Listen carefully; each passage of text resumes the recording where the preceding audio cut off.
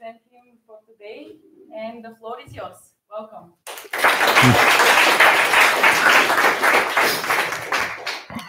Окей. Между другото, много добре започнах. Гледали сте Мистер Бин, the movie? Той отива с хедсета в тоалетната и аз направих абсолютно същото. Добре, че... Моля? Нямаше точно така, не бях свързан с колоните, нали? Това ще супер яко. Между другото, този хедсет е не само за да е ясно кой е лектора, нали? Хедсет си е само за мен, записва в тази област горе-долу, не се притесняйте, може да си говорите каквото си искате. Това е... записа е само за мен, знам какво говоря, как го говоря, добре ли го казвам. Общо взето има един поинт, ще направя един поинт точно за тия неща. Аз съм малко фрик за някои работи, които ще се ревилнат, така да се каже, в лекцията. Така, значи, първо трябваше да има 6 часа, но станаха 3, което е супер, защото самата лекция се превърна в някакъв пилот. Пилотните продукти, между другото, ако чуете какво е пилотен продукт, някой чули се какво е пилотен продукт? Чудесно. Мислете MVP. Тоест това, което са ви говорили за MVP, не, аз използвам тая дума по някакви причини, които написах някаква малка статика в LinkedIn по въпроса. Ако искате, може да прочетете после. Както и да е. Мале, колко бързо ми пресъха устата, просто не е истина. Ще се ходи пак до тоалетната.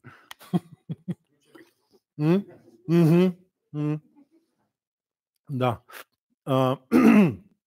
Така. За пилотен продукт, той се прави горе-долу в такива условия, в които трябваше да сглобя тази лекция.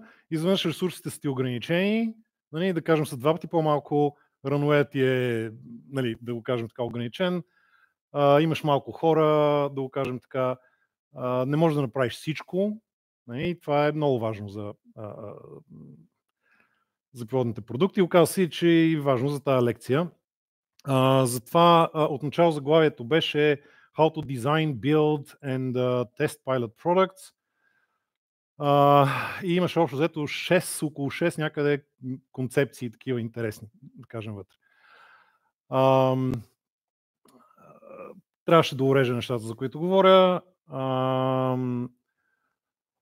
защото не мога да гарантирам дали ще говоря само за тях, така и така. И концепциите, които искам да изложа пред вас, станаха 2. Но са много фундаментални, много са хубави.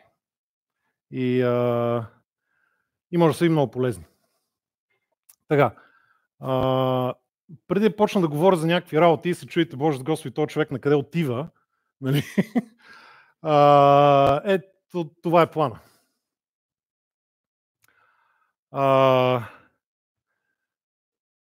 План е да има лекция и workshop, нали? Това го пише и тук, хайлайтното. Така. Като първият поинт, който ще се опитам да направя е защо имате нужда от добър пилотен продукт, да го кажем така. Ако сте решили наистина да правите успешен стартъп. И така, ще скоча в темата. Така, и втората тема е точно когато сте в моята ситуация, нали? От 6 часа станаха 3, какво да приоритизирате? Какво да сложите в пилотния продукт? И защо, най-важно. Трябваше хайлайтно цялото изречение. Така, няма значение. И така, и в workshop-а да, ще говорим за вашата конкретна ситуация, за вашите конкретни продукти и ще се опитаме да планираме пилота ви. Тоест, какво сложите вътре, за да... Това трябваше да хайлайтна. за да максимайзните early adoption. Това е целта. И темите, които останаха, част от темите, поне които останаха извън тази лекция, how to design a pilot product, how to test a pilot product, например, изпринтнахме слайдовете и ще ви раздадеме 6 стартъпа, не така? Тоест 6 стартъпа, 6 тима. Ще ги погледнете, ако имате някакви въпроси, може да ги адреснем и ви интересна някаква тема, може да я адреснем сега. Да кажем в рамките на workshop-а.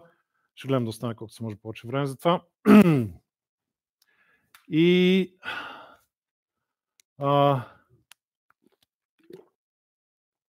има и едно, как се каже, worksheet. Точно така, worksheet. Има един worksheet, в който да кажем ще приложим тия две концепции. Така. Първата отвечна тема, за която искам да кажа. Всичко, за което говоря, всеки, дори е то професионален сетъп отзад, нали, за записване на това нещо, има някакъв поинт в него. Първо, защо от всички неща, за които исках да говоря, избрах точно това нещо. Първо, това е тема, която ми е много лична, нали, както ме представиха, така се случи, че започнах да правя пилотни продукти от ранна детска възраст, защото просто не беше като в момента. Нали, взимаш си компютърче като дете и има 1000 апове, 1000 игри. Нали, на моя доде с една. Играя един ап, трябваше да си ги правя сам. Така. И някакси като че ли правенето на пилотни продукти е нещото, с което имам най-много опит. И другата много важна причина е някакси много ми е алайнато това с мисията, която открих преди известно време. И това е една така кратка история, която искам да разкажа. След 20 години живот в Виена ме хвана някакъв такъв патриотизъм, много така, как кажа, активен. И България, искам да работя с български фирми, не искам вече да работя с чужди фирми.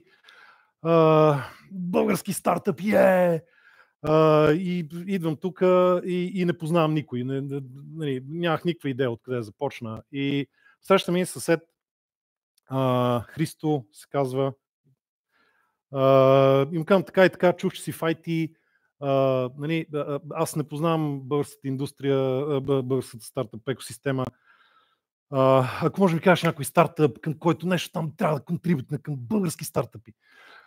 И той така помисли, да, имаме един стартъп. Предвид, нали?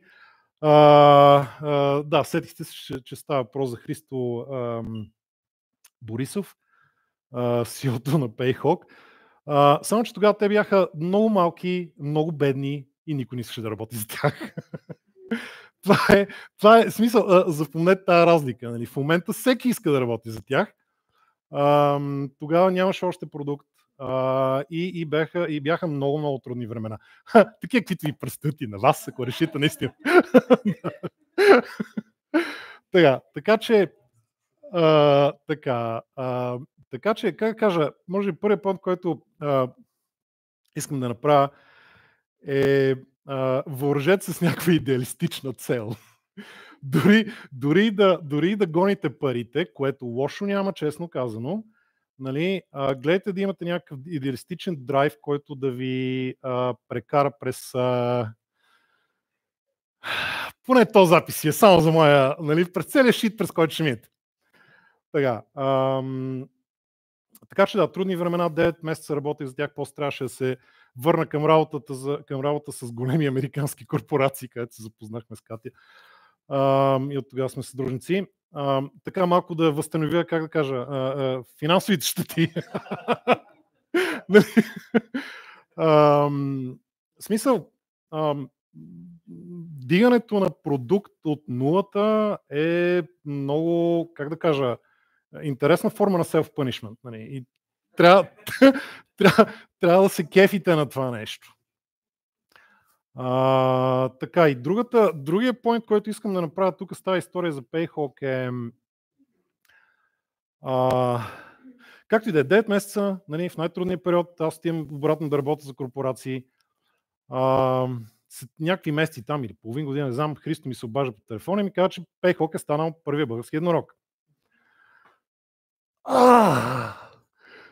Колко хубаво ми стана!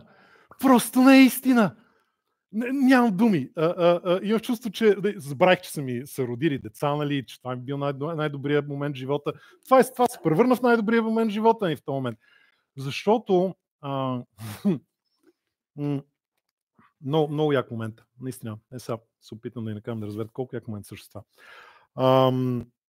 Значи, това, което се случва с PayHawk, и сега, независимо какво се случва с тях от тук нататък, нали, задачата им в момента е също ужасна. Нали. Това да скелнеш голяма организация, друг челендж. Дори и да фейлнат за това, няма никакво значение. Важното е, че станаха първия български еднорог. Това е най-важното. И те поставиха, това, което стана с това нещо е, те показаха на всички вас и мене, че това е постижима цел. Че това е нещо, което е възможно да се случи. И защото хората не си правят труда да гонят някакви цели, които вярват, че няма стане. Това, че гонят изобщо някакви цели, които са високи цели, дори да ги постигнат или да не ги постигнат, няма никакво значение. Въпросът е, че се опитват нещо да правят, развиват се, дигат нивото на себе си и на хората около тях. И това е... Не знам. За мен няма по-ценно нещо от това. Това да се развиваш, да си дигаш нивото е супер яко.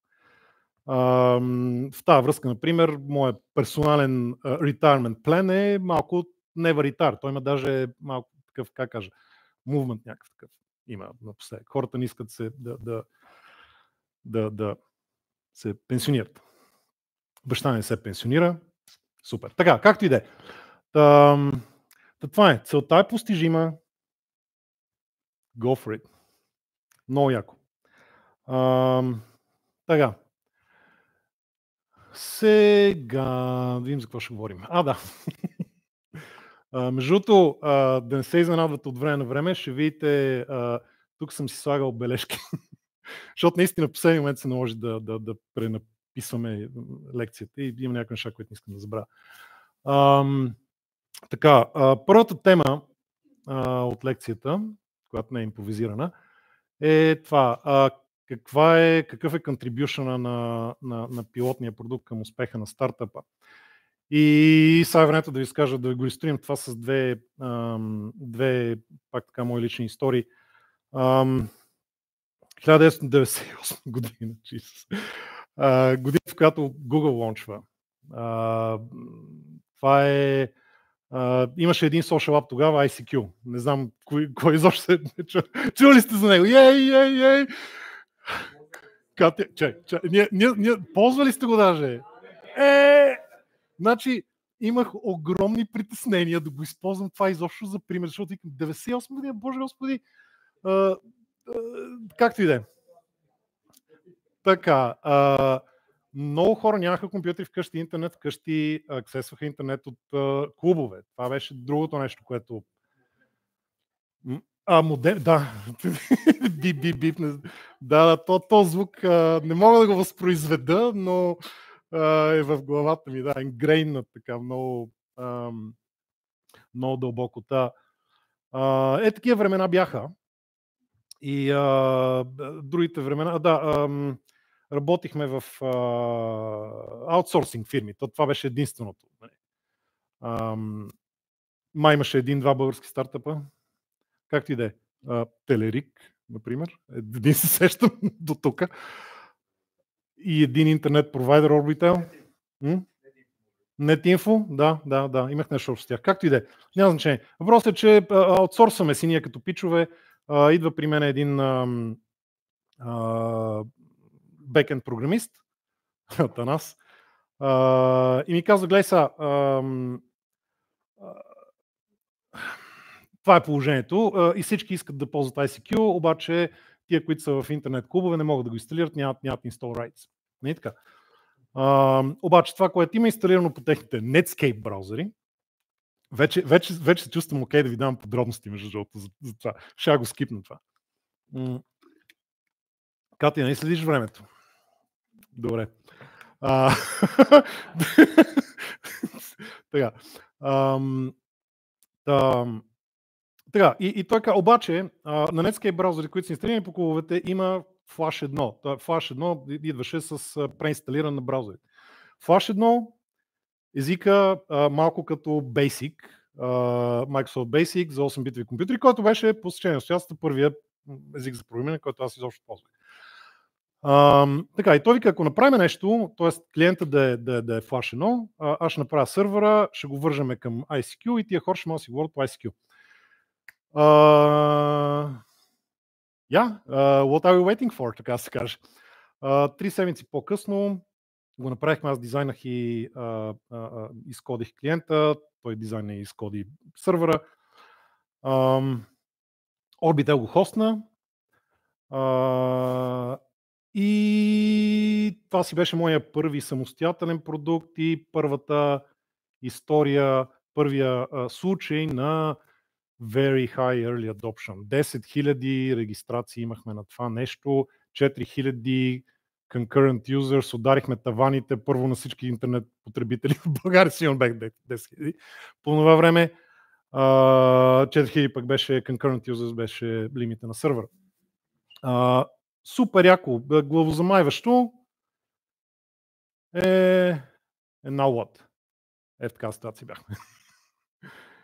И сега какво правиме? Нямахме никаква идея. И лошото беше, че нямаше кого да питаме. Това беше другия проблем на уния времена.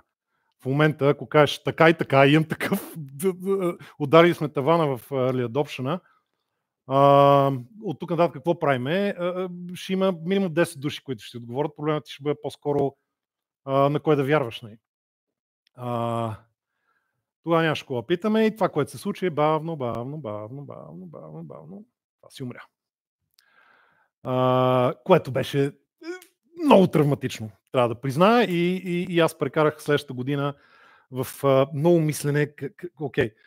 Какво направихме добре, мисля, че това го знам, защото тренирал съм се малко или много от ранна детска възраст да правя определен тип продукти, но какво не направихме, какво объркахме, не много ме занимаваше.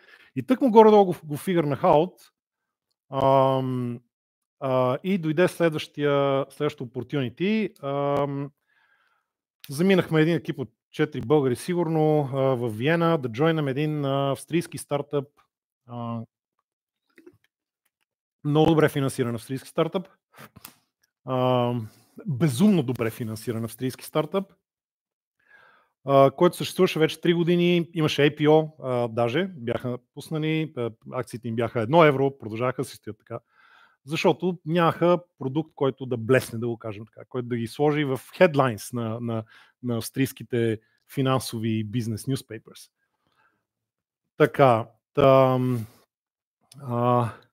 И запознавам се един ден с едното от двете CEO-та и той ми каза така и така, искам да направя такъв продукт, IT-то ми казва, че няма как да стане. Това беше 2000-та година. И тогава имаше проблеми, технически бая.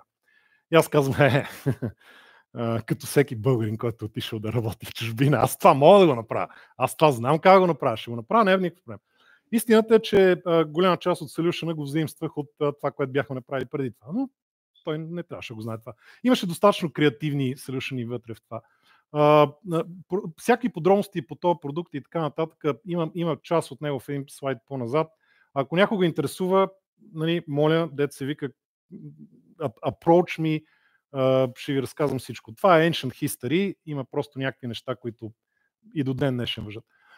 На мен е много интересно. И в смисъл интересни технологични решения бяха. Както и да е. С въпросното CEO се върнахме в офиса вечерта и дизайнахме продукт. Общо взето той ми обясняваше. Индустрията беше тотално нова за мене. Нищо не разбирах. Той ми обясняваше някакви неща. Дизайнахме продукта overnight. Убедихме 2 души от IT-то да съдействат от към сервер сайт и пак така аз дизайнах и девелопнах фронтенда, вече се казва, ден днешен. Така, и пуснахме го. Да, много важно. Този път, заради тази травма, която ми се беше случила преди това 98 година, с този Web2ICQ продукт, се презастраховах. Не е истина. Значи, това, което знаех, едната от големите им болки преди беше, аз не знаех защо така стана, защо тия хора, защо usage падна, и защо умря този продукт след като избухна толкова бързо. Нямах данни. Знаете ли, кой не знае какво е Hotjar? Hotjar. Окей. И това е някаква платформа, която събира, прави хит мапове, къде кликат, къде скролват, рекордва сесии и така нататък. И така нататък. Събира usage data, да го кажем така. Тотален overkill. Аз написах Hotjar за един такъв продукт. За тия, които... Това е което стана. Имах си сешън, то си рекордваше сесии, имах си сешън реплеер, в продукта имаше чат, аз стоях на чата почти денонощно, нали, за да говоря с юзерите на немски, който не говорех тогава почти.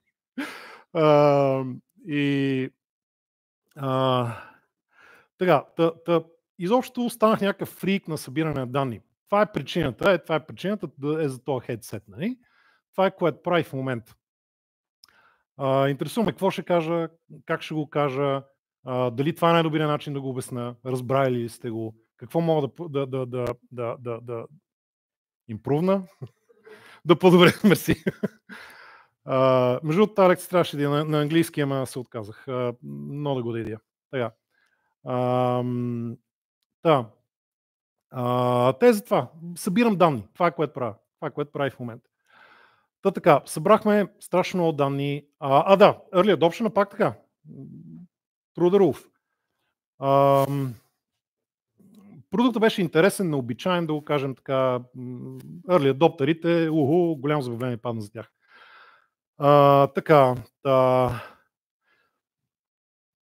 Между другото, тогава не беше написана книгата за Crossing the Chasm, която някакво ви питам, ако не сте запознати с нея, все едно не сте минали през програма. Не така?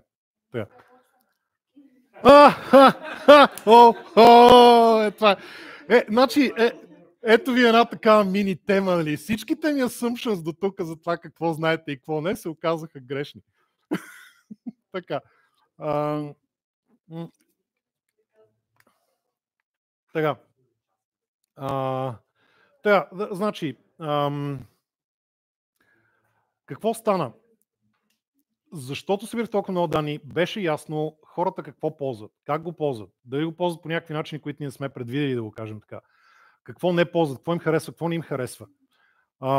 Ясно беше, че ние трябва да направим втора версия на продукта по-стримлайн, защото това беше направено от един човек буквално.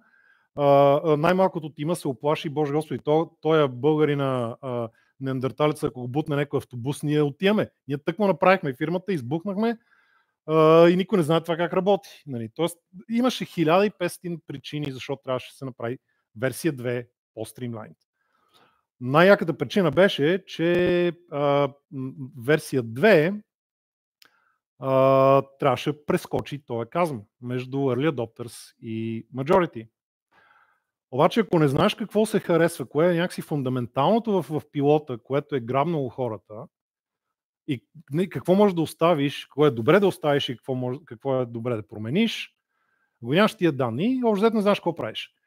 И luckily, така да се каже, добре, че имахме custom Hotjar написан за този продукт, имахме бая данни. Дори имаше и in-product survey, за който получихме 2000, аз го намерих даже преди известно време и сега просто паднах. Колко отговори, над 2000 отговори сме получили на този survey.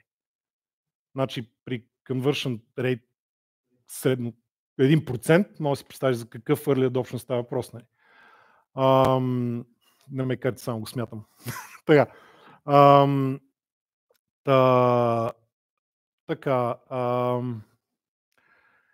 И това е. Направихме версия 2, заедно с IT-то, което не вярваше, че продукта му стане. И общо взето експириенса беше все едно дойде някаква грамадна вълна, блъснаме, загубих съзнание и се събудих някакъв друг свят. Света на надуващите се балони. Оттам нататък стана страшно. Защо и го разказвам това? Да, тоест, това може да спра от тук. Защото поинта на финала е това. Пилота ви трябва, тук имам едно summary, това ви е в презентация. Сигурно съм забравил всички тия неща. Както и да е, моля. Това е summary-то, хайлайтното е complete sentence, нали. Пилота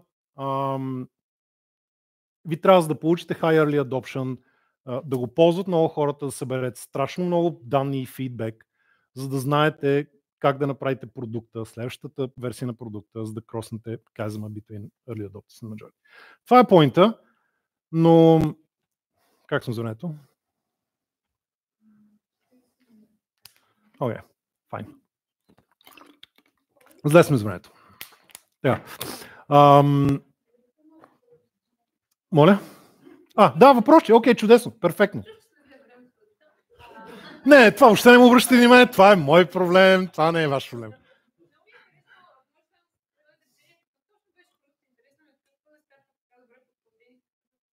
Да. Така, не исках да влизам в тази тема, точно защото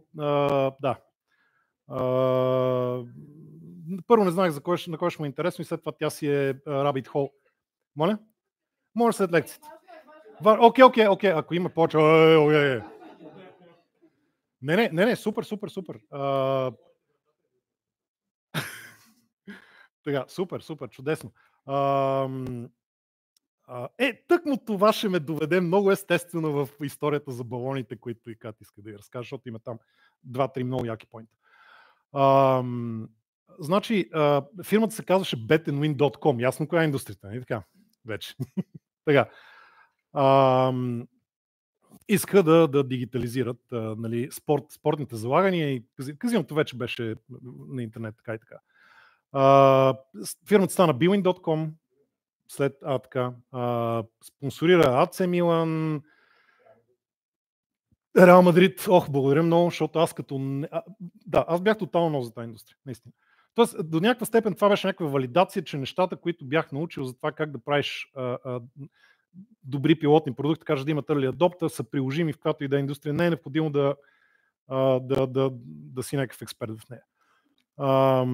Аз буквално нищо не разбирах. Не залагам, не ме интересува спорт, кой знае колко и така нататък. bwin.com. Продукта беше bwin live betting. Опитваха се, идеята беше да пак така, клубове, хората си залагаха, примерно имате така някакъв екран, на който тече някакъв матч. Нали? И те седат, пият бира и залагат на някакви неща, които се случват в матч. Там стои един букмейкър, който им взима парите. Връща им ги, ако евента там се случи. Нали? Това е. Продуктът, честно казвам, беше доста по-комплексен от Web to ICQ Messenger. Така, това отговаря ли на въпроса? Окей, супер. Така. Значи едното от нещата, които се случиха, след като кроснахме Казма, фирмата се наду, от 10 души станах 1000.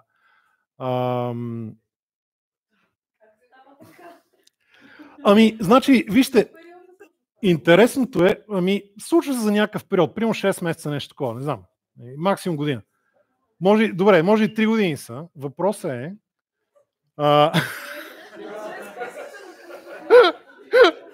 2006. Окей, fine. Fine. The point being, че няма perceivable difference between a startup and a corporation. Ако това случайно ви интересува. Няма някакъв плавен преход. Не съм видял плавен преход през живота си, дето се вика. Освен ако не спиш. Не, как ти да е глупости говоря. Така. Значи това беше. Фирмата избухна. Следващия балон, който се наду, беше моето его, между другото, защото станах известен в индустрията, нали? The creator of bwin live betting, yeah! Валяха предложения от други бетинг фирми. Стартъпът добре финансиран, защото тази индустрия парите кака. Нали? не са проблема. Там парите не са проблема в никакъв случай. И така, да, станах известен в индустрията, от всякъде ми искаха, то беше ужас. И егото ми се наду. В един момент се спука. Просто супер як момент. Това е... Ой, тук има малко проблем, че как да кажа...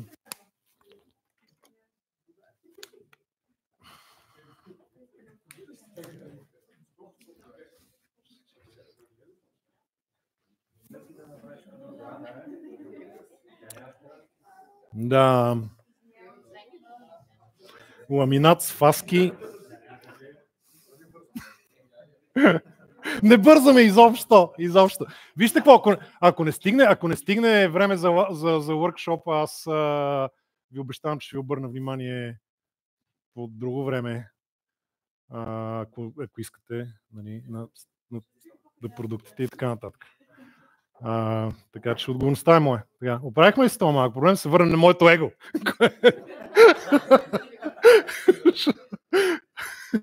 Така, да, много готин момент, това го пожелавам на абсолютно всеки, да ви се надува егото до момента, в който се спука, защото това е единствения surefire начин, който знам да се отървете от, да кажем, пагубното му влияние. Поне за мен сработи. И да, нещо много хубаво е. Това и помага това ви помага да наместите продукта към пазара, вместо да се опитвате да наместите пазара към продукта. Защото това го гледам много често с стартъпи. Нали, толкова им харесва идеята им, нали, защото си е техната идея и е толкова велика идея, разбираш и, че... Къде ми е посещанката? Ето ми е. Добре, окей. Толкова велика идея, че пазара не я разбира. Нали, пазара трябва да я разбере тази идея. Защото, нали, както и да е. Не, че не мога да наместиш пазара към продукта, можеш, но трябва да си Бил Гейтс или поне с неговите възможности.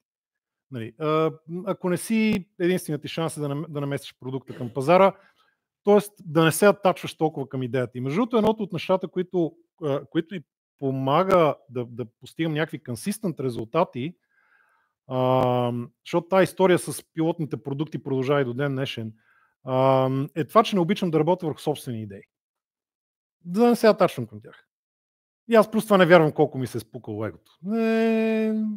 Много готина история се разказва, ма не съм сигурен. Аз имам си едно ум.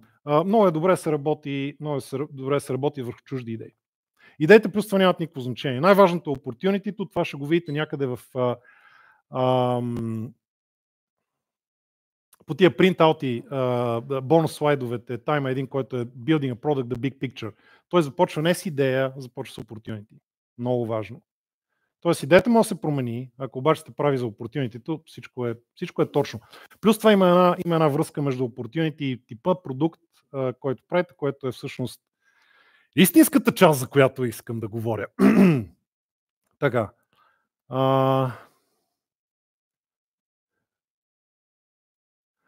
Да, тук това, за което съм се подсетил е, че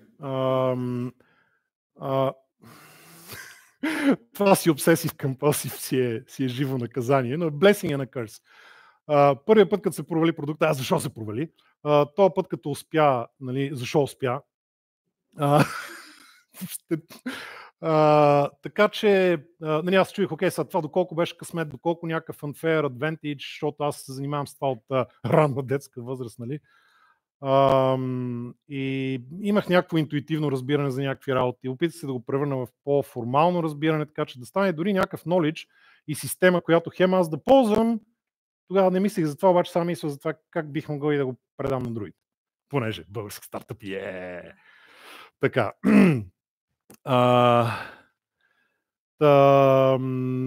Падна голямо тестване в най-различни индустрии, в най-различни продукти. Нека да не направи грешки, но да кажем 70-80% явно това работи. Така. Нещо. Катя, как вървим до тук? Но това е много важно. Другото, което... да, сети се какво забравям. Другото, за което, ако по някакъв начин преодолеете влиянието на егото, ви помага е да приемате фидбек, особено унищожителен фидбек. И се пригответе за това много. И е супер важно. Катя е мой съдружник, защото ми дава унищожителен фидбек on everyday basis. Така. Другия балон, иска да кажа само за другия балон, защото това е пак нещо, което ви пожелавам да ви се случи. Другия балон, който се наду, разбира се, беше сток прайса на фирмата. Нали? И от едно стана над 120. Нали? И General Stock Option Package, който бях получил заради моя contribution, разбираш ли, към фирмата, нарасна на една така крупна 7-цифрена сума. Никой не обича да говори точно колко, нали? Ама беше достатъчно, за да знам какво е да се видиш изведнъж с много пари и не знаеш какво правиш с тях. И това го пожелавам абсолютно на всеки, защото някакси това, че и държавата трябва да дава по 1 милион евро на хората, като навършат 18 години. За да... Не, сериозно, това го вярвам. Ако някой отиде в политиката, да знаете, това е нещо, което ще направя. Нали? Окей. Ясно ви за кого ще гласувате. Защото така. Защото когато се видиш някакви такива пари, какво правиш? Почва ги хачиш, ти си велик, както и да е, няма значение. Не искам да влизам в тия неща, защото част от тях са направо срамни. Но въпросът е, че с този експириенс виждаш много ясно какво можеш да си купиш с пари и какво не можеш да си купиш с пари. И много се благодаря, дето се вика на Господ или който там ги прави тия работи, защото не съм аз определено, за ето тия уроци. Много як урок, пожелавам го абсолютно на всеки. Изключително як урок. Така. Това беше първата точка от лекцията. Ще има и картинки.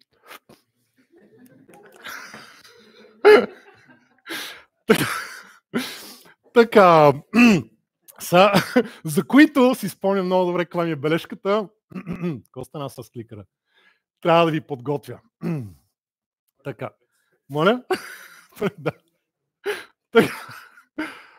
Това е като правиш пилотен продукт, пилотна презентация в последния момент, нали? Не е перфектно. Това е едно от нещата, за които исках да говоря. Напред най-доброто от себе си, когато правите пилотния си продукт, но не е задължително да е перфектно. Good enough for who it's for. Така. Значи, това са едни такива две... Така, добре, окей, нека започнем от това, какво вие получавате, нали? Не това, което... Така.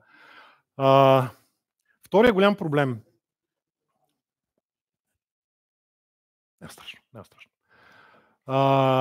Втория голям проблем е, окей, ще правим пилот или MVP, няма значение, ние откъде почваме, какви фичъри слагаме в продукта, какво не слагаме и така нататък. Много сериозен въпрос. Начинът, по който аз мисля за това нещо, много ще се радвам, ако успея да намеря някакви имена за тия модели, така че те са да ги патентоми, как се казва, да ги копирайтна. Първото е една класификация на фичърите, за да знаем от тях на кои да наблегнем, на кои не и така нататък. Която общо взето, с която аз си обяснявам всички продукти. Независимо дали са пилотни, версия 2, версия 3, няма никакво значение. За да може необходима ни е, за да може да говорим какво правим с пилота. И другото е opportunity-тата, нещата, за които си говорихме. Какъв тип opportunity-те има. Тези неща се опитах да ги формулирам по някакъв начин, който е лесен за обяснение и за ползване, защото видях много стартъпи имат проблеми нито знаят какъв продукт правят, нито знаят какво има opportunity-то. Това е едно от упражненията, които ще направим, са нещо е такова. Горе-долу да кажете какъв тип е вашето opportunity и какъв тип пилотен продукт смятате, че е добре да направите. Тоест на кои фичъри да наблегнете, на кои не толкова. Така. Това е същината на тази лекция. Съжалявам, че изгубих толкова енергия до тук, защото не сме стигнали до същината. Тоест стигнахме, де. Но, дето се вика, това е едно от нещата, които научавам от пилотен продукт. Така. Много време мина, много време мислех как да го обясня това нещо, без да дам 1000 примери, 1000 продукти. Някои може да ги знаете, други може да не ги знаете. Дигитални продукти има доста. Трябваше да избера някакъв продукт, който всички го познавате. Всички го познавате и всички го ползвате on everyday basis, hopefully. Така че now to something completely different, namely toothbrushes.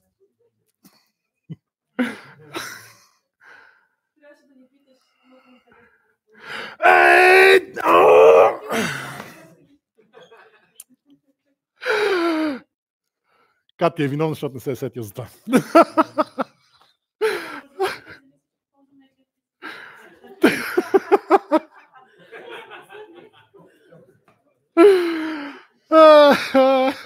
Окей.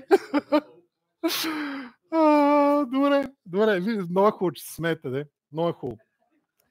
Това, между другото, наистина, тази лекция е абсолютно за първи път нали, истински пилотен продукт. За първ път хитва много хора. Говорил съм за тези неща с единични стартъпи, много дълго, много на широко и така нататък. Се опитам по възможно най-краткия. Така. Всички знаем този отбърш, нали, дето се вика. Classic, basic, както щеш, нали. Първата група features са utility features. Нали, като пак правят това е начин, по който аз мисля. Нали. Или работи за вас, или не работи. Имах системи 1500. Нали, за мен работи просто супер. Така. Да, utility-то общо взето обяснява каква е категорията на продукт. Не, това е toothbrush, защото бръш е стиит.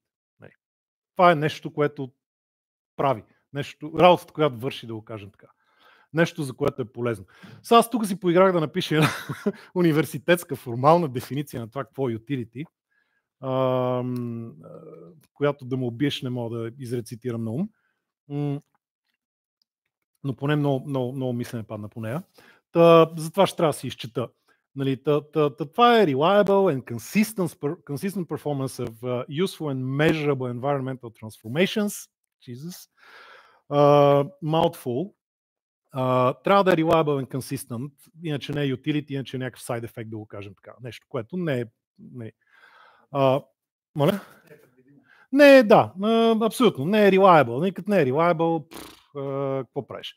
Примерно един от продуктите, които са, да го кажем, в тази категория, ако кажем, че всеки продукт има фичъри и от другите неща до някаква степен, от другите две категории, но някой просто блесва за това, че има reliable, consistent performance.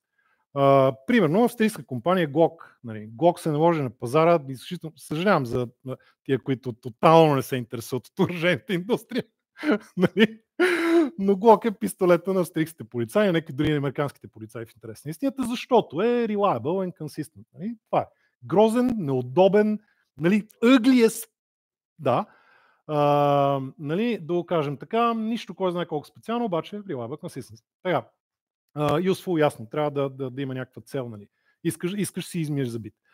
Measurable Environmental Transformation е там, защото продуктите, ако се замислите, те са някакъв вид трансформери. Те трансформират нещо в нещо друго.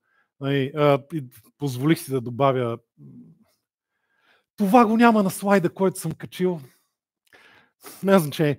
Сега се сетих. Toothbrush трансформира паста за зъби, мръсни зъби в бляскава усмивка, нали, която е много useful, да го кажем така. Друг пример. Финансов софтуер или счетоводен софтуер трансформира някакъв хаос от числа в някаква организирана, да го кажем, много юзабъл. Кари ти ще кажеш какво? Нали? Некъв формат, некъв счетоводен формат, който може да бъде използван за всякакви цели. Нали? Така, compression алгоритми фащат голям файл, трансформират го в малък файл. Това е общо взето идеята на utility-то. Така, тези неща ще се опитам, голям експеримент, дано не е много, да ги вържа към opportunity types. Значи, кога си купуваме такъв toothbrush? Ето, това е въпрос към вас. Не.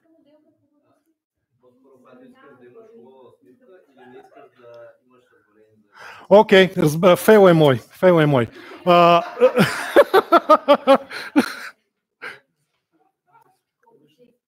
Окей, това е много близко. Окей, фейл е тотално мой в интерес на истината, но ще видите, да. Yes! Това е. Вашия стартъп печели, измъкнем от тази неудобна ситуация, печели нещо, ще видим какво. Каквото искате, което мога да дам, без да се самоунищожа. Така. I owe you one. Когато пътуваме някъде в командировка и сме си забрали нашата си, нали? Тоест, ние сме в тази ситуация, която ще ви е много добре позната, защото това е opportunity type, за който се говори най-много. Имаме urgent problem. Нямаме четка за зъби. Нали? Така. Тук има единствения смислен хайлайт в цялата презентация. Ето това. Така. Да кажем, дефиницията на този opportunity type е това. Познат, known and urgent problem, който генерира някакъв много силен demand. И solution is unavailable, inaccessible, not built и така нататък. Имате проблем, трябва да си измиете зъбите, нямате accessible solution. Може и да има, но за вас не е accessible по някакъв начин. Трябва да. Може и да не е направен този solution. Значи, много. Виждам как много стартъпи ги учат, че те трябва да намерят urgent проблем. Сега не знам, вас учили се ви вече, Чудесно. Така. Чудесно. Окей. И между другото това, което се случва, не искам да ви го пожелавам, това е едно от нещата, които не ви пожелавам, но го гледам много често. Мерси. Това е малко опасно, но няма значение. Така.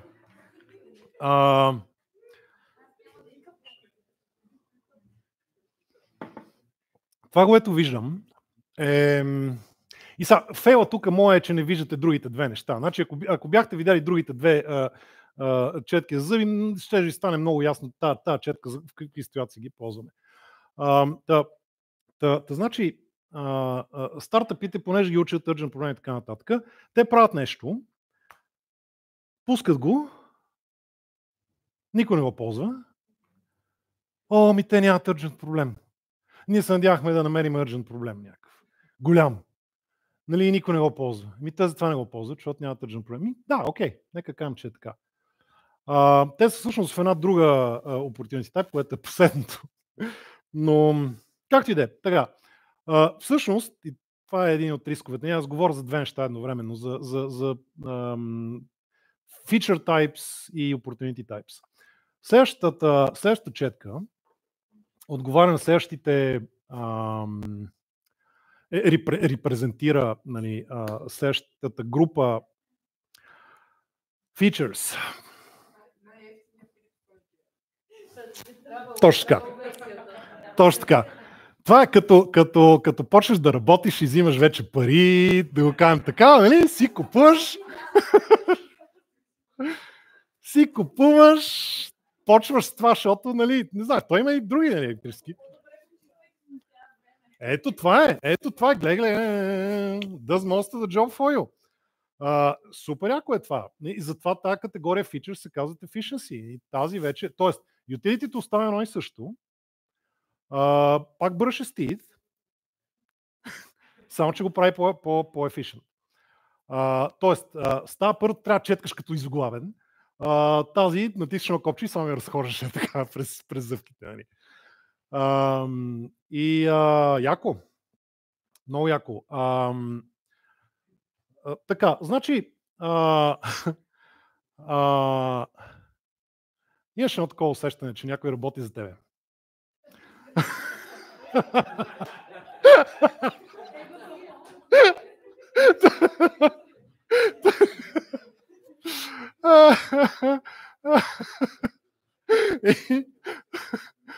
Така.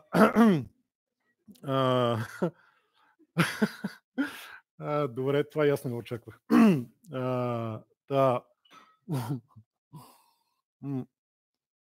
Значи, така. Efficiency features имат и продукти, които разчитат на тях да бъдат купени, да бъдат адопнати. Имат една особеност. Efficiency-то не може без utility. Тоест, трябва да имаш нещо, което да подобряваш. Което да го направиш по-efficient. И съответно, opportunity type го нарекахме improvement. Solution exists, can be made better, more accessible, easier to use. Например, efficiency of use е в тази категория. Например, моята сестра и счетоводителка Кари, това е записи само за мен, не ставаш известна, ми показа, например, един счетоводен софтуер, който ползват. Заради неговото utility. Efficiency of use му беше до така степен зле. Исках да го използвам като пример. Махнах го, за да не излагам фирмата. Що? Защото българска фирма. А българските фирми са най-великите фирми. Така. Нали. Но ако искате пример, нали, за utility продукт, който efficiency-то му куца, да го кажем така, отидете счетоводен софтуер, много тесен професионален такъв юз, да го кажем така, governmental websites and services, нали, неща, които просто нещо, което, нали, нямате друг избор, освен да го ползвате него. Да го кажем така. Така, обаче, ако искате да правите някакъв improvement, защото може и това може да е вашата opportunity. Има някакъв solution към този проблем, но вие може да го направите по-добре. Faster, cheaper, more efficient. По моя опит, по моите наблюдения, повечето от стартъпите, едва ли не повечето от продукта са тук в тази категория. В интерес на истината. Тъй като това първото е правено, Бога ми, намерете ми наистина проблем, на който няма решение. Айде да видя. Нали? И въпреки това, много стартъпи се опитват да правят точно това. И се чуят, що фейлват. Окей. И понеже идеята е техна, нали, пазара трябва да се намести към тях. Така. Тъй. Това също се прави. Много неща са така. Бога ми, на следващия слайд има примери. Но спомням си, например, правихме веб дизайн или ап дизайн с Photoshop. Дойде, беше доста inefficient. Върши работата, имаше utility, доста беше inefficient. Не беше правилно за това, беше правилно за принт, за някакви такива работи. Както и да е. Дойде Sketch. Efficiency-то, Бога ми, удари тавана. Всеки, който правиш някакъв web app дизайн, UX дизайн, как ще го кръсти, не е принт, нали, скочи на това, на Sketch. След това се появи Figma, която дигна efficiency-то, accessibility-то, да го кажем така, на още по-голямо ниво. Това е правилно на Figma, например, защото отварям браузъра и той е там. Sketch трябва да го инсталирам. Нали. А това няма значение. То компютър може изгори. Не може, но принципно може. Но няма ми изгори презентацията. Нали. Така че Figma доведе тия неща. Figma добави и още други неща, които са в третата категория. Обаче, тия неща са правени третата категория, защото тя е най-интересната.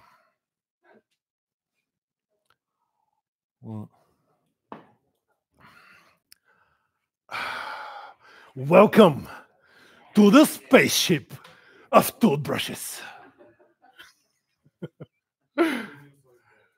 Така.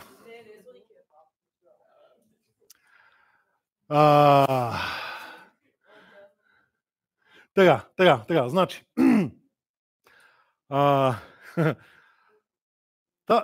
Те имат други такива. Има даже такива, които се връзват с апове, чух, нали. Има едва ли не LiDAR скенер, който ти прави 3D мап на сбит. Не значение. Тази чудесно описва категорията. Така. Значи, това е четката, която ние имаме, купихме на децата. И за да илюстрирам какъв е ефекта на engagement features, влизам аз в банята да си четкам зъбите с моята по-допотопна, просто efficient, нали, четка за зъби. И заварвам двете девойки, седнали на ваната, нали, с празни погледи, нали, разхождат тази четка из устите си. Това е нещо, което аз не съм виждал. Те или се карат, или някаква пътъклама там цари, нали. Или се бият, нали. Общо взето това е така, или спорят за нещо. Да, това го каза вече. Така. И тъй. И да, празни погледи, тинейджърски. И да, аз си разхождам моята четка зъби из устата, нали, свършвам, оправям, стръм да излизам. Те прозрят седат, същите празни погледи. По едно време четката каза нещо. Там, нали, те почнаха да разхождат по долните зъби. И аз стоях там и честно,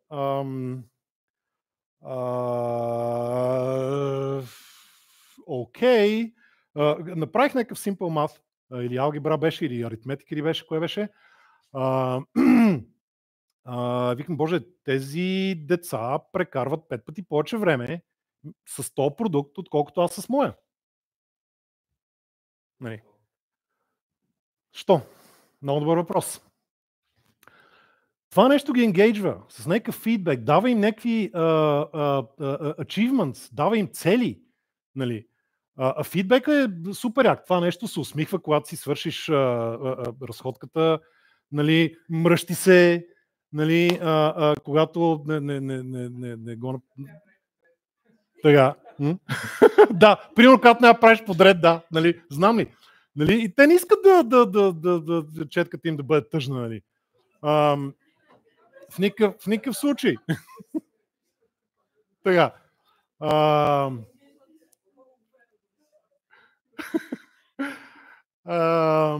Тъй. Имат някакво усещане за increase control, нали, защото тук има опции, бога ми. Там има едно копче. Нали. Работиш за мен, не работиш за мен. Така. Тук, не знам, даже може да се спори доколко това добавя utility. Не, зайби. Масаж на венците, глупости. Нали. Да. Така, както и да е. Като го видях това обаче, нали, като го видях как са се залепили за ваната, гледат с празен поглед и 15 минути да енгейджват с този продукт, сега окей, това е пример. Не, че няма достатъчно. Тук има доста продукти, също за които ще говорим. Дигитални продукти, например. Figma, в интерес на истината, добави доста engagement features. Бога ми, в скетча не можеше да се правят неща заедно с хора, да го кажем така, нямаше някакъв интеракшн. Figma го добави това. Веднага ще ви кажа, един от engaging механиките е интеракция с хора.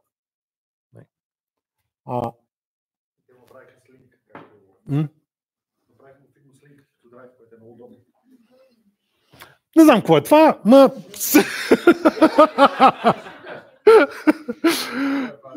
да, скетч също има драйв, ако това имаш предвид. Link! О, боже, аз мисля, че това е някакъв продукт, за който не знам. Solution на Microsoft, примерно нещо такова. Jesus, окей. С Link, точно така. Да. Link, то фичър, къде е в тази категория? В тия категории. Моля? Какво прави линка към файла? Моля? Как го правиш? Окей. Само да ви кажа нещо, което може би ще ви улесни къде ги слагате тия фичъри. Utility-то все едно си представете, че е въпроса what does it do?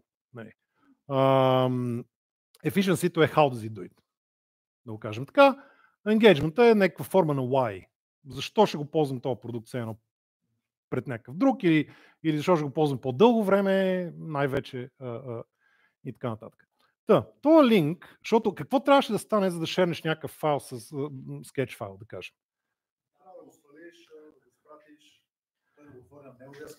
В сравнение с този процес, да седнеш линк, той го цъкне и дотие на файла, каква е разликата между тези два процеса? Кой казва? Така. Ето втория стартъп, освен ако сте в един, което е кофти, но това е. Някой друг си изби, изгорял тикета за подарък. Точно така. Efficiency. Става по-лесно, по-бързо, по-удобно. Това е efficiency. Линкването на файлове, без да минаваш през този доста неефишент процес, който с който работиш с... Така, да, Figma добавяха efficiency features, engagement, интеракцията с други хора. И защо, например, аз поемам целият този риск да говоря да правя лекция, която не съм правил никога, да ви говоря за концепция, която не е от някаква книга, която е написал някакъв гуру Silicon Valley billionaire, нали? А си някаква моя. Нали? Тоест поемам целият този риск, защото това ми дава social interaction. Да го кажем така. Social interaction определено е в графата engagement. Ние сме много ангажирани, като комуникираме един с друг. Чата, една от причините Web2 ICQ, първия продукт, да скочи толкова хора на него, беше, че те искат да си комуникират. Facebook, бога ми, що избухва social media. Нали? Коннекшъна между хората е нещо много, много engaging. Efficient в никакъв случай. Нали? Понякога няма utility по една университетската дефиниция. Даже почти никога няма.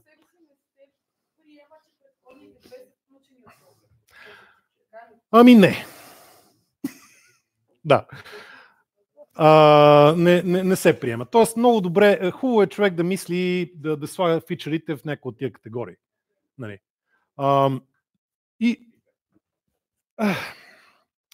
И този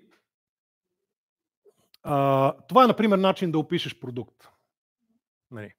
И аз тук съм сложил 3 правоъгълничета, за да не усложнявам сега точно аз как ги мърдам тия слайдове. Нали?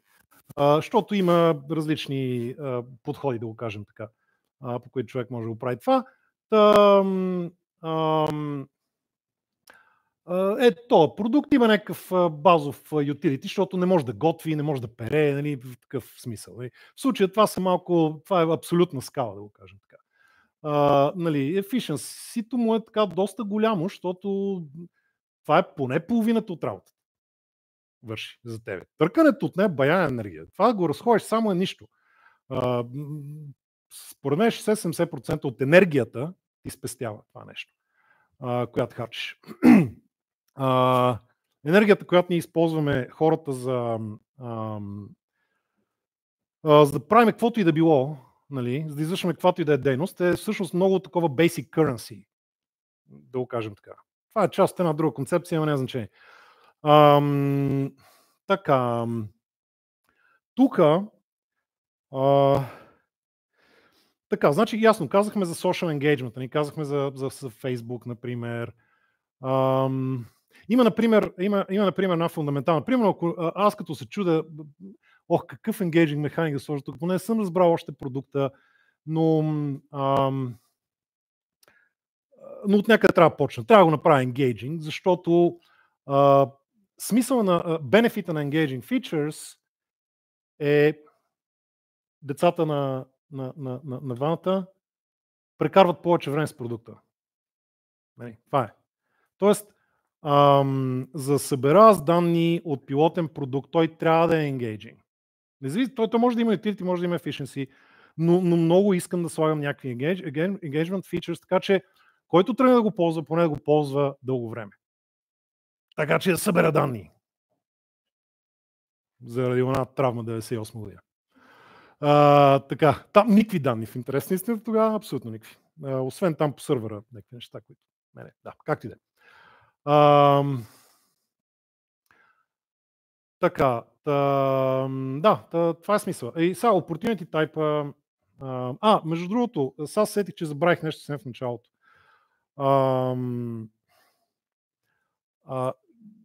Гледната ми точка, да го кажем, говорейки за всички тия неща,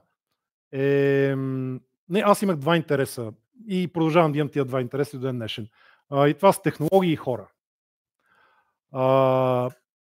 За да направиш utility, не ти трябва да разбираш кой знае колко от хора. Между другото. Глок, братче. Счетоводен софтуер.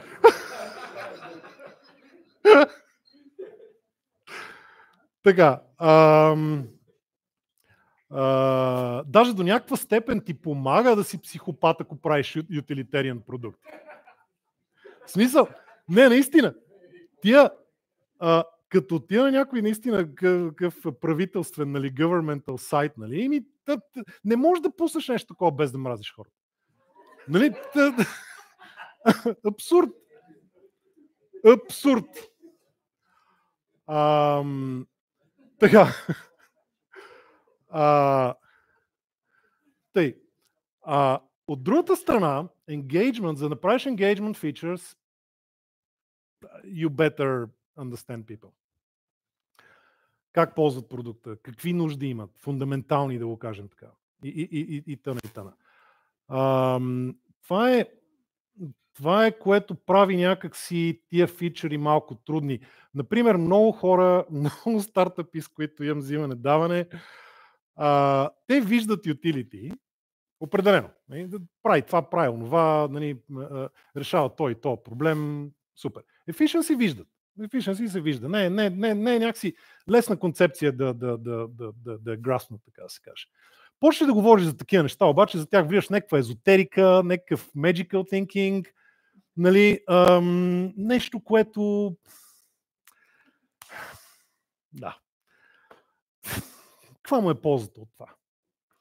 И после обаче се чуят защо продуктите им страдат от липса на adoption и не ги ползват толкова, колкото им се иска. Но са да кажем технически хора. Тоест помага да разбираш и технологии, помага да разбираш и хора. Това прави, например, engagement feature доста скилсета, който е required да направиш engagement продукт, за съжаление е по-рядък някакси и е резервиран за хората, които правят игри. Обаче, хубавото, което се случва, надявам се това даже да ви изглежда като някаква еволюция от този продукт, защото то до голяма степен не. Utility се прави от много отдавна. Efficiency сравнително дава малко от по-рано. И първо трябва да решиш проблема изобщо, за да почнеш да го подобряваш. Енгейджмента се появява, когато има конкуренция, когато има много продукти. Това ще блеснеш, няма как. 1 милион хора работят по utility, половин милион върху efficiency, 50 хиляди върху engagement. Тоест, това е някакъв диференшиейтър, да го кажем така. Другото, което ми помогна това за мен да е нещо съвсем естествено, да не е някаква езотерика и мъмбо-джъмбо, е, че аз освен продукти си правих и игри. И плюс това и за Bwin правих игри. Всъщност последният продукт, който направих за тях преди да кажа тази индустрия край с нея, беше мобилни игри. Slider Games. Които adoption им беше такъв и engagement им беше такъв, че в Германия ги забраниха като прекалено аддиктив. Така. Окей, дайте да скочим на opportunity type, защото това е добро време, може би след това да направим почивка. А? Ох, да, извинявам се. Ай, добре да направим така, окей, дайте, какъв фид? Окей. Айде! It's on.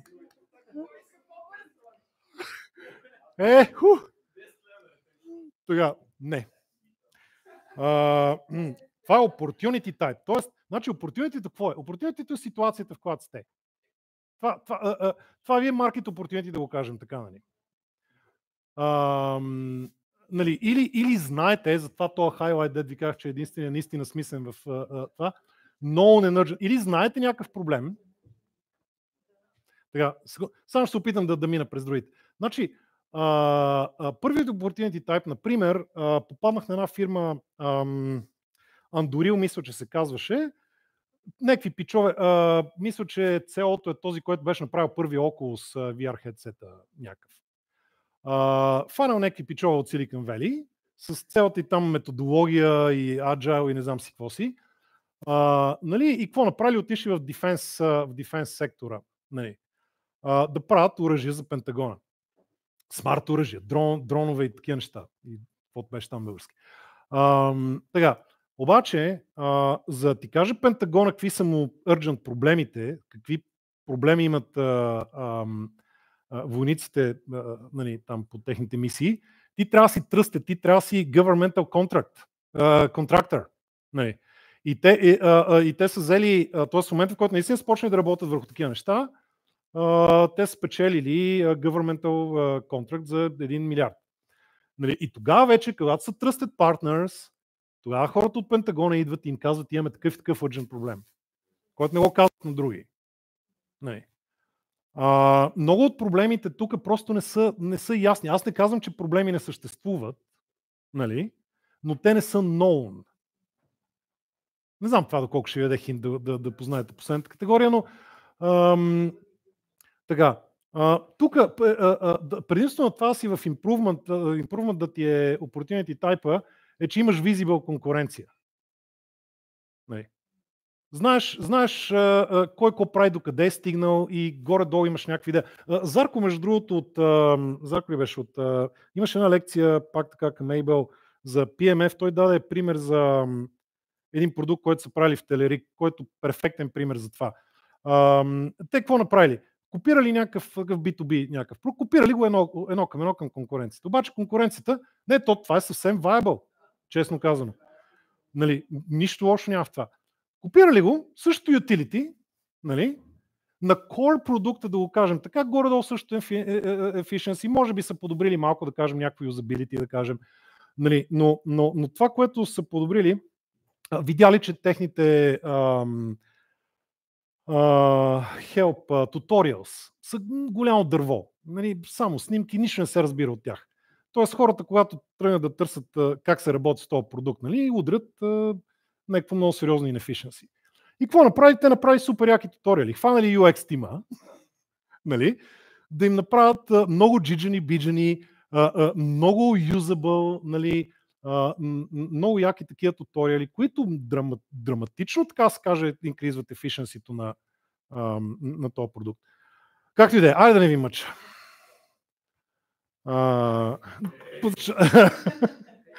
Добре.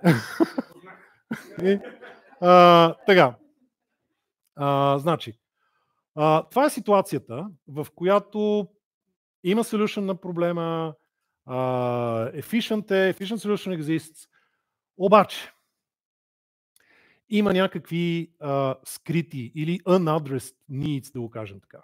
Може и да са проблеми. Нали? Или маркет сегменти. Те транслират към маркет сегменти. Тия неща. Това го имате, между другото, на в такъв вид. Много нямате в тази презентация, ще ви аплодна, извинявам се. Понеже тази, нали, са цъкане, тук са 6 екрана, нали. И затова по някакъв начин, както и да е. Така. Значи, интересното на тази ситуация е, че стартъпите, които си мислят, че са тук в първата, нали, всъщност са тук. Всъщност са в Discovery. Те трябва да намерят нещо, което е hidden. Може да е проблем. Може някакъв need. Нали, който може да е или hidden, или да е unaddressed, защото никой не го интересува това. Говорихме си с основателката на Мозейко, която е тук. Ей!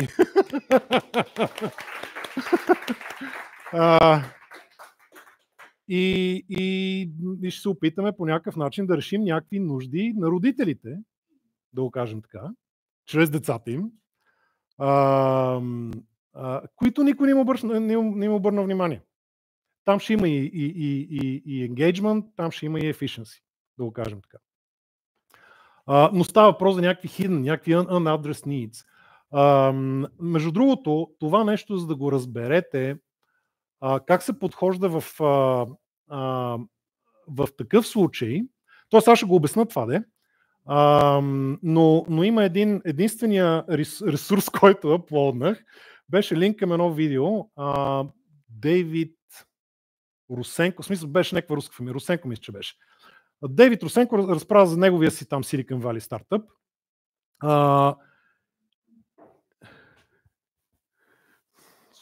За да го чуете все пак това. Той много хубаво обяснява точно тази ситуация. Защото това, което се случва, е ти пускаш някакъв продукт. И толкова е достатъчно engaging, хората се заиграват с него, ти почваш да виждаш, и той говори за това, за някакъв unintended use на продукт. Нали. Много яко, много готин момент. Ние имахме малко unintended use в Big Online Betting.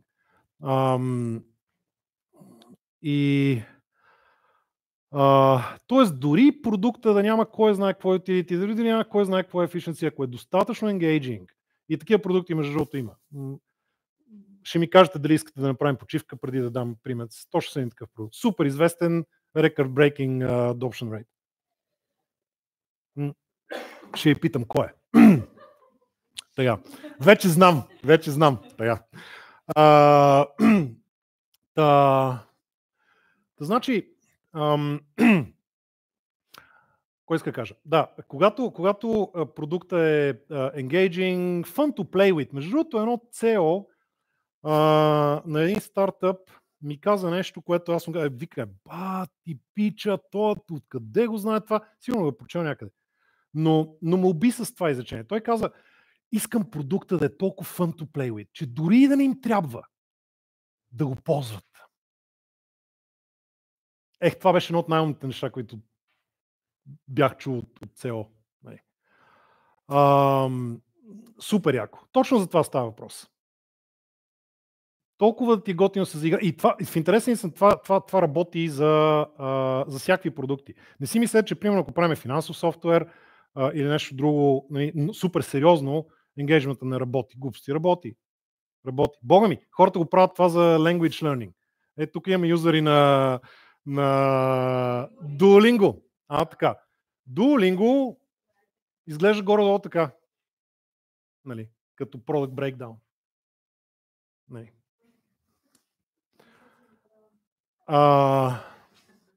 Така.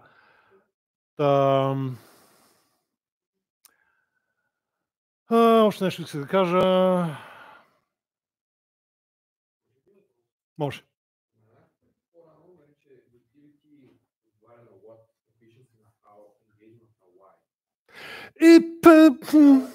Roughly. За why е малко така, съм леко несигурен, нали. Първите две, да, spot on, точно, да.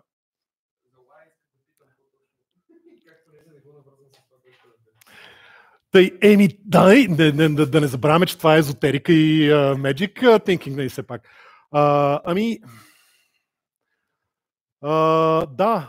Това е за което се сетих. Аз за това ги махнах в интерес на истината, защото енгейджмента са фичери, които бустват юсиджа на продукт. Engagement, в смисъл, надявам се да е self-explanatory. Всички тия са така сложени, за да са горе-долу self-explanatory.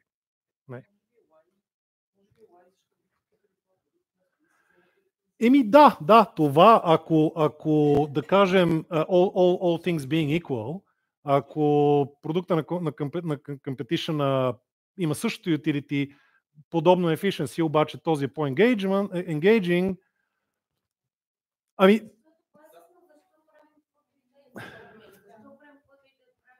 да.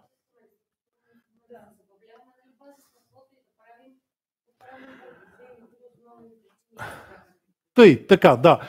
И това е, мерси, защото това беше причината, поради която аз сложих why там, защото зад него, зад това стои един друг модел, който се казва защо хората купуват и ползват продукти. Моля? Да, не.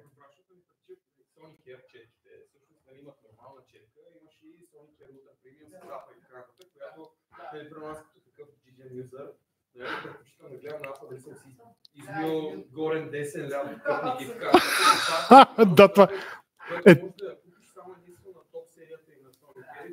Така. Юзър на този продукт само единствено, ако не интересува, дали съм си чисти Sony топ юзър. Тоест, може да имаш много по-голям customer base, но много малка част от customer base няма да ползва точно този фичър и да купят точно този продукт, за да бъде този фичър. Това е есенцията на Why. Ами, не. Значи, да, до някаква степен. Значи, да, това им... Да, грешка. До някаква степен, наистина.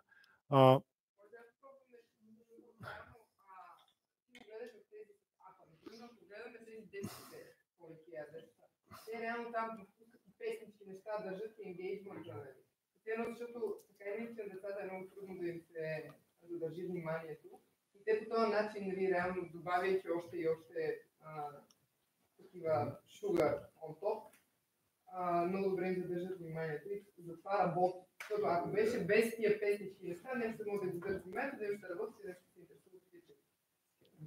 То обаче gamification обаче не е само за деца, това има и за възрастни работи. Да, но просто децата им беше по-лесно може да го Така, значи, докато ви слушах, много се кефех с интерес на истината, защото да, голямото им притеснение тук с тези четки беше will they get it? Нали? Ще разберат ли за какво говоря аджеба? Да, мерси, защото така доста време... Едната от причините, поради която тази лекция не съществуваше и този модел не беше изложен пред някакви хора, е, че се чуих как го покажа на един екран. Както и да е.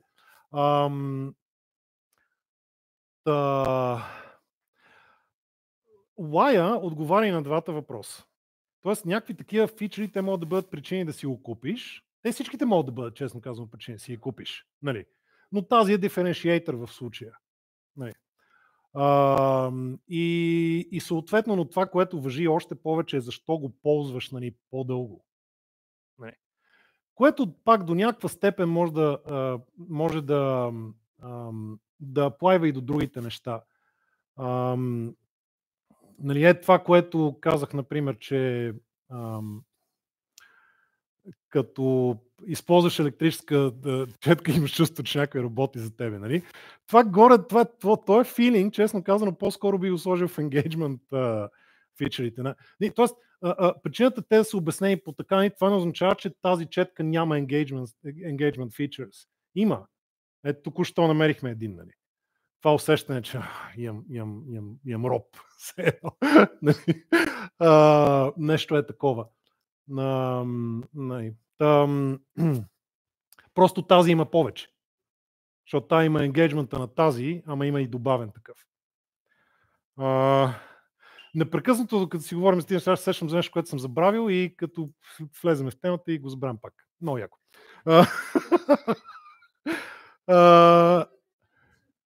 Да, ако как сме с времето? Между другото, това е. Това беше плънката на баницата. Не, сериозно. Не, защото от тук нататък какво има, това е показано същото в същия вид. Това го имате, между другото, като слайд на това, което се даунлодва. След това го върна, защото... И след това ще има нещо, което няма ви го казвам сега, защото искам да познаете. Кой е този продукт, за който ще направим брекдаун? Record Breaking Adoption. Хора, не се излагайте. Yes! Колкото искате. Аз